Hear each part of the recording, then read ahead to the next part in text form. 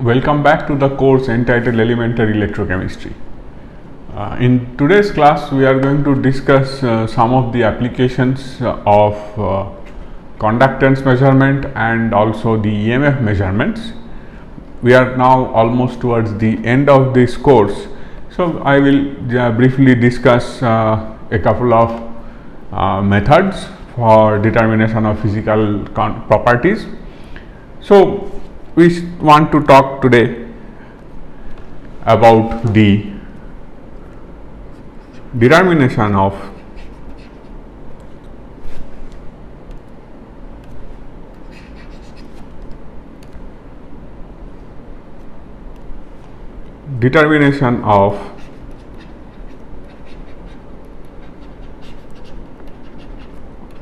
solubility product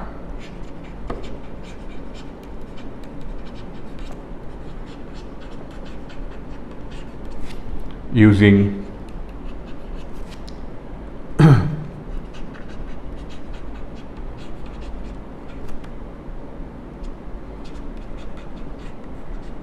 conductometry, right? So, what do we know about sparingly soluble salts? The sparingly soluble salts are technically immiscible or insoluble in water. So, when you try to mix something like barium sulfate or silver chloride or strontium sulfate etc. in water and stir for a very long time, a very small amount of that salt will dissolve in water and make the solution conducting. So, the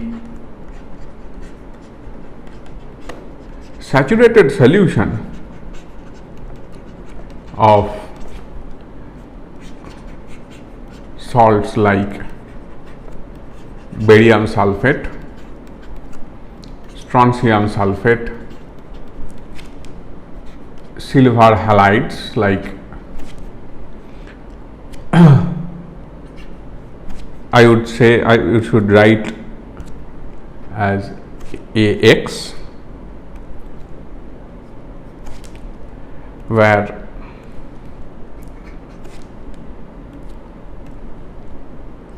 X equal to chlorine, bromine and iodine. The saturated solution of salts like these compounds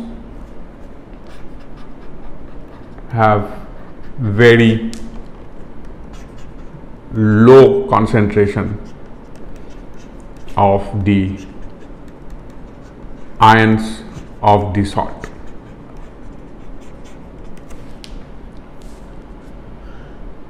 So, these solutions can be considered to be at infinite dilution. Therefore, the concentration of the ions, which in general is written as C, can be considered as the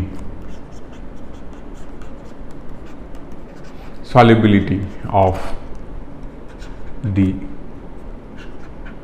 said salt, right?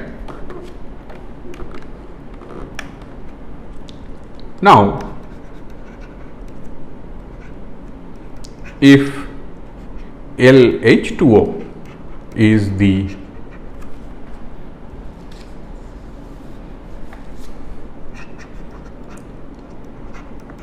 specific conductance of pure water, we have discussed about this water because this water is also called conductivity water.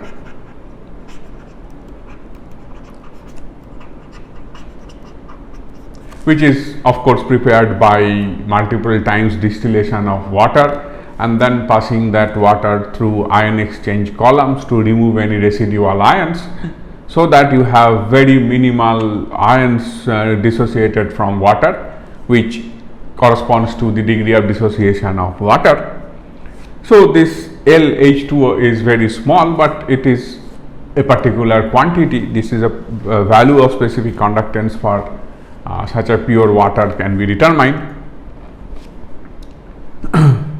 And if Ls is the specific conductance of saturated solution of BaSO4 or any such salt. How do we make that saturated solution? Then we first take a large quantity, large excess of conductivity water, add a pinch of solid barium sulfate or silver chloride or silver nitrate to that, and stir that suspension for a sufficiently long time, maybe 24 hours. Whatever amount of salt dissolves in that makes it a saturated solution of barium sulfate or silver chloride or silver iodide or strontium sulfate, whatever it is, and then we let the salt precipitate, whatever has undissolved, and we use the supernatant liquid for further measurement. So, then the equivalent conductance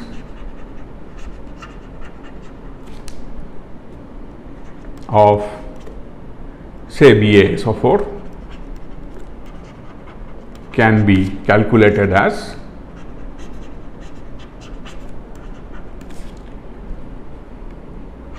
lambda equal to Ls minus L water divided by C into 1000, where C is the concentration of BaSO4, which is again equivalent to S, the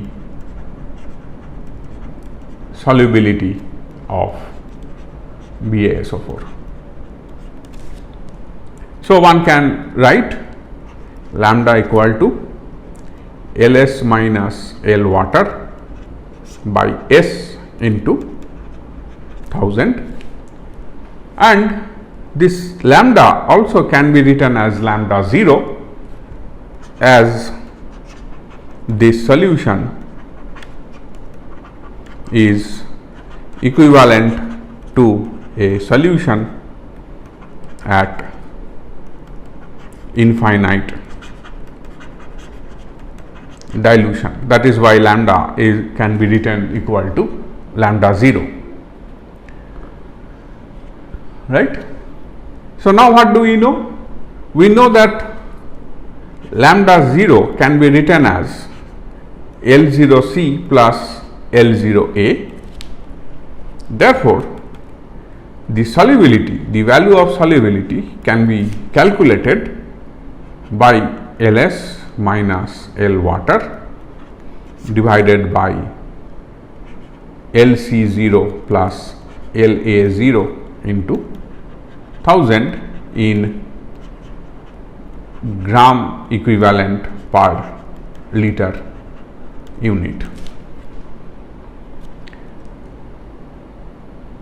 To this, if you multiply by molecular weight of BaSO4 into this quantity, then it becomes grams per liter unit in terms of solubility in terms of grams per liter unit. So, let us see this using a particular problem.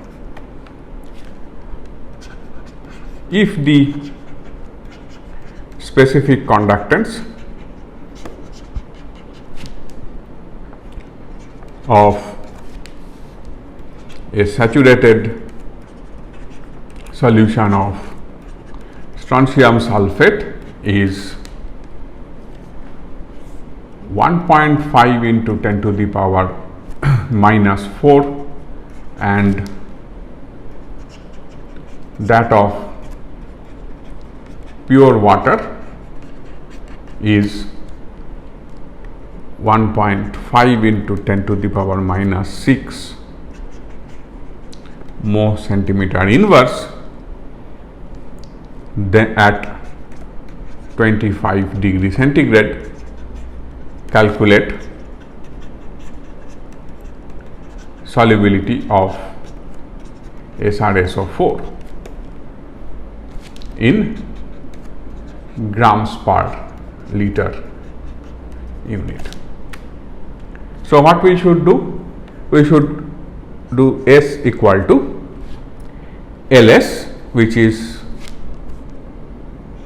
1.5 into 10 to the power minus 4, which is 150 into 10 to the power minus 6 minus 1.5 into 10 to the power minus 6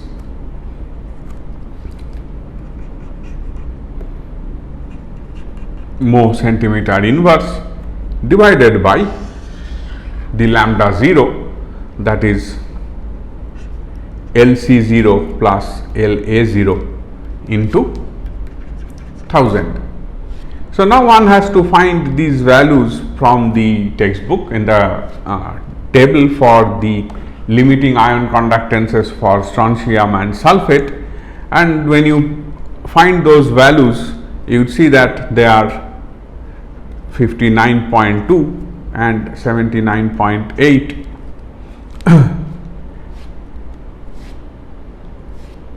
and when you apply those values and do the calculation, you will end up getting 1.07 into 10 to the power minus 3 gram equivalent per liter. So, now this quantity has to be multiplied by the molecular weight of strontium sulfate. So, when you multiply this by m, you end up getting 92 point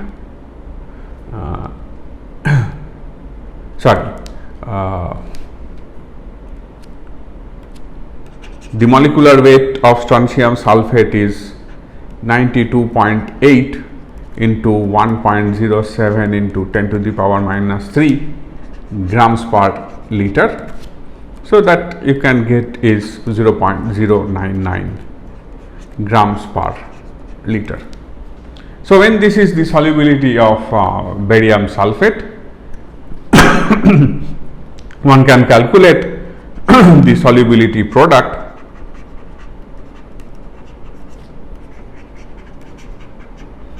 which in this case is S square. So, you can simply multiply this by this and get the value of solubility product for strontium sulfate. So, this is how one can use the method of conductometric measurements for determination of solubility product. So, in this experiment what we need to do, we need to determine the specific conductance of a saturated solution of strontium sulfate, take the specific conductance of pure water from the standard table, take the values of LC and LA0 from the standard table and calculate the solubility of strontium sulfate. In the same way, one can determine the solubility product from EMF measurements.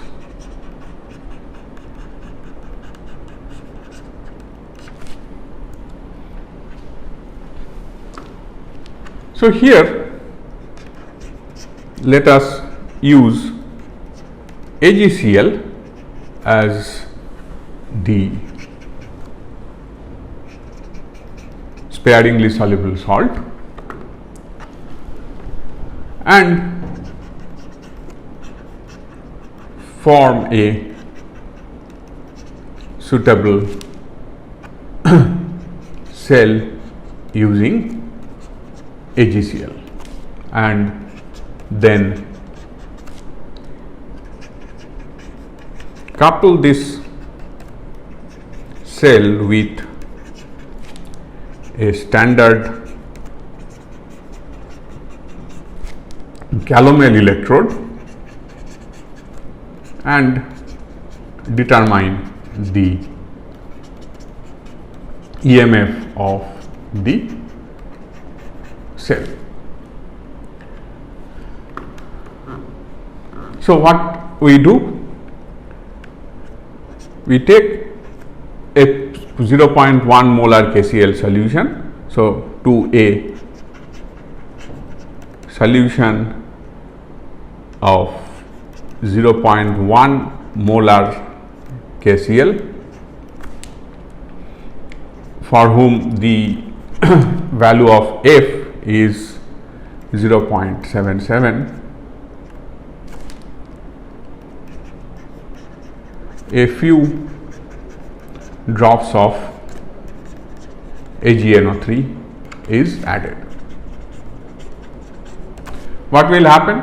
When you have large excess of chloride ion in a solution like 0.1 molar KCl, you are adding 1 or 2 drops of silver nitrate solution. Almost all silver nitrate silver ions will form its chloride salt and get precipitated, and very small amount of silver plus ion will remain in solution, as we indicate it will indicate the solubility of that particular salt. Then a silver rod is dipped in the solution to act as an electrode. So, what we have is a silver electrode, silver solid as electrode. In this chamber we have 0.1 molar KCl, which is saturated with AgCl,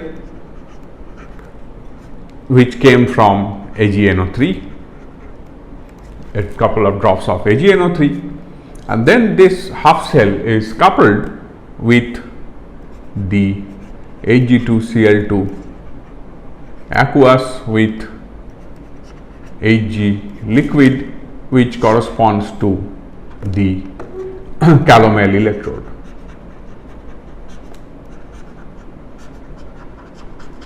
Whose E0 value is 0.049.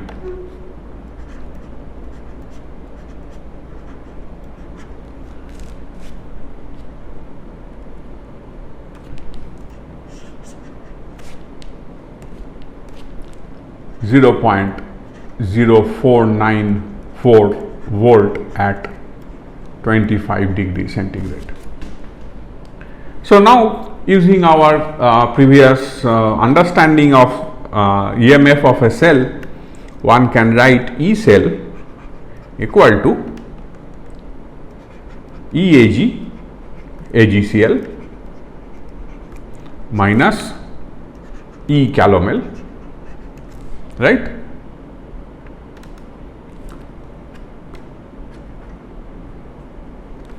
I am sorry, it's a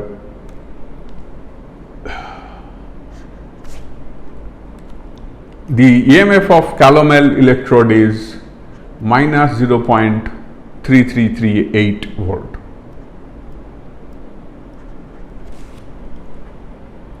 So, now when we have constructed this cell, one can determine the E cell using a potentiometer, and suppose the E cell that we get from the potentiometer turns out to be 0.0494 volts, and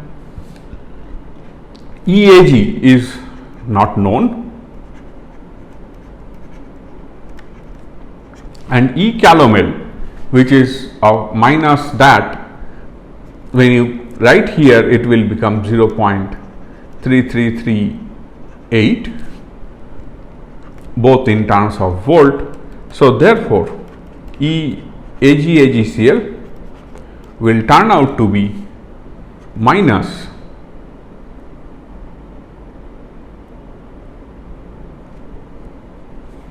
2884 volt, 2844 volts,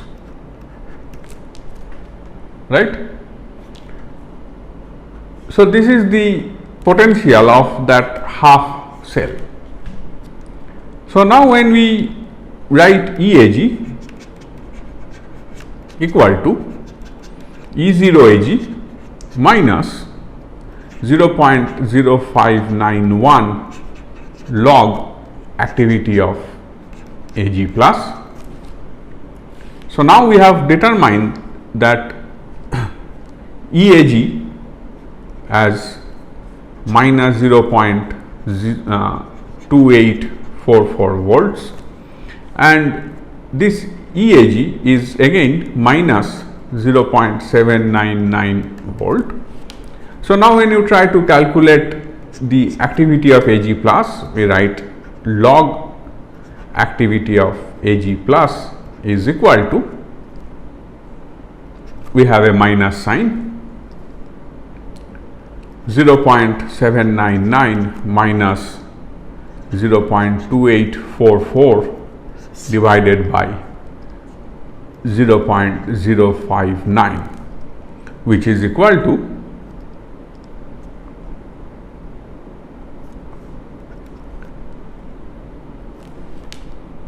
I don't have the value for this, doesn't matter.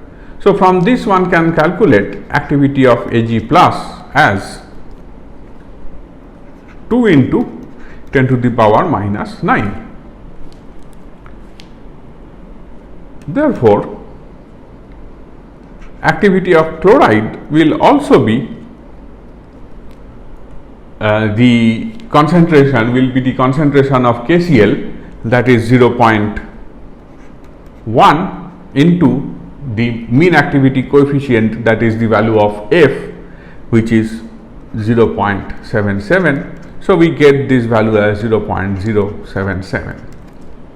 So here the activity solubility product La is nothing but A of Ag plus into A of Cl minus, which you can now do a simple multiplication, 2 into 10 to the power minus 9 into 0.077, which is equal to 1.54 into 10 to the power minus 10.